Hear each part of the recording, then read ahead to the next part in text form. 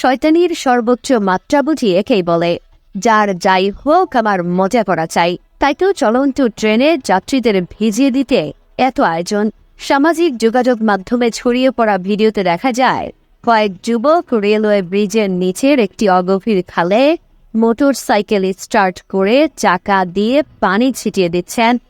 সেই পানি গিয়ে পড়ছে চলন্ত ট্রেনে যাত্রীদের উপর।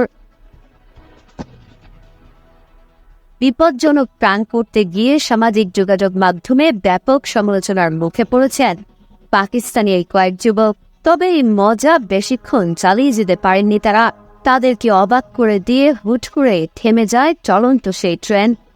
তারা কিছু বুঝে ওঠার আগে ট্রেন থেকে নেমে তাড়া করে কয়েক ব্যক্তি। ভিডিওতে দেখা যায় ওই যুবকদের ধরে বেদম পিটুনি দিচ্ছেন যাত্রীরা, কারণ এভাবে চলন্ত ট্রেনে পানি ছিটিয়ে যাত্রীদের ভিজিয়ে দেওয়ায় ক্ষুব্ধ হয়েছেন তারা। শুধু পিটিয়ে ক্ষান্ত হননি, ওই মোটর সাইকেলও ট্রেনে তুলে নিয়ে গেছেন ক্ষুব্ধ যাত্রীরা। এই ঘটনার প্রতিবেদন প্রকাশ করেছে ভারতীয় সংবাদ মাধ্যম এনডিটিভি। সামাজিক যোগাযোগ মাধ্যমে ব্যবহারকারীরা বলছেন, এই ধরনের ঘটনা নতুন নয়।